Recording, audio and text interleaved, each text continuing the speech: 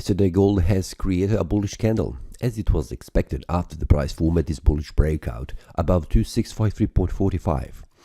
If you have watched yesterday's analysis, you will see that I have mentioned the levels. The price could reach this area around this one to 672, then around this area to 683, and also this one here around to 691.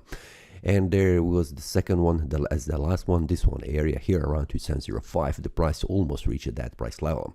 And yesterday also, inside the premium analysis, I've shared with the traders the bullish breakouts above this area here, above 2653, an area above also this one area here, and the targets was around is 2669, then around 2676, and so on. This area of bullish breakout has been shared with them, so they have also the target where the price could reach.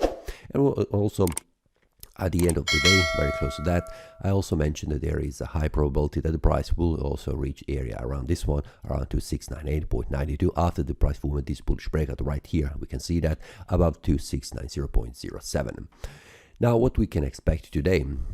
The price is in between this resistance and this area of support. So we have a bullish candle which has confirmed this bullish breakout, which means indicating further rise in value. So the next target is 2713.65. We can see that, but very important resist level will be around 2705 to reach that. And especially if we go to the lower time frame, we have a bullish breakout indicating further rise in value. And we can see that the first stop will be at this area of resistance. We can see these two candles open and close, small resistance before reaching this area of strong supply zone, which is a daily resistance level. So this is something that I'm expecting unless we see the price going below this 2690.07. The daily, we can see that support level. If it drops down, we can see that on the daily time frame, the first level will be around 2684, and below that will be around 2670 as a round number. So 2684, we can see that 2690 is the first level, and the next one where the price would stop is this area here, and the 4-hour time frame is this one here. But if we go to the 1-hour time frame, we can see that 2683.54 is the next support level, which I have mentioned right here, 2683.